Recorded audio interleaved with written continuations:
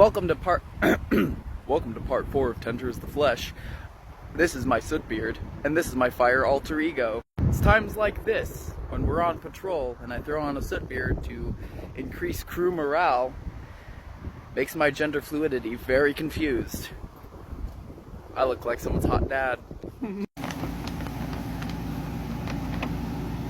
So now we go into Marcos's married backstory. So at this particular nursing home where his father is staying, he ended up marrying one of their nurses named Cecilia. They dated for a while and got married kind of quick. They ended up having a baby who passed away recently. Cecilia couldn't bear the grief and mourning that went into their child.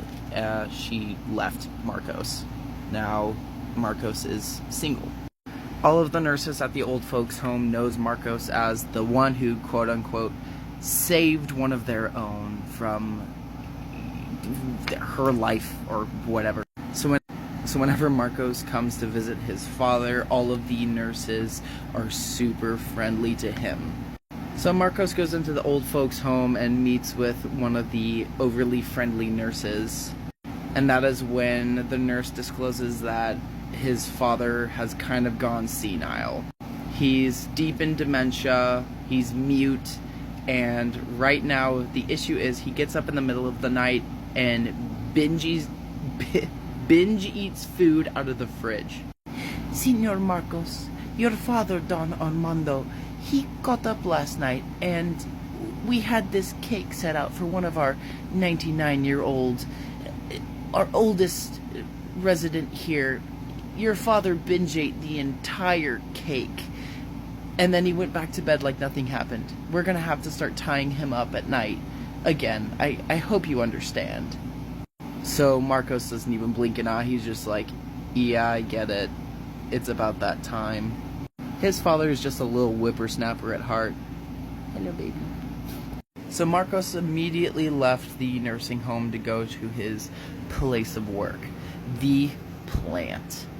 This is where we meet one of our men in the office, Krieg. Krieg is described as an antisocial fella who is slightly just gives off the wrong vibes. He hates people, hates small talk, and just being friendly to other humans. I mean, I get it. I think it's alluded that Krieg is Marcos's boss or someone in charge.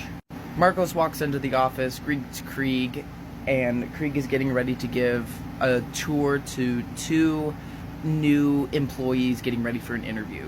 Krieg lets Marcos know that a security guard was caught last night on camera with one of their female FGPs. He was caught after hours in the plant with a female product and R-worded her to death and discarded her body in a cage with the other product.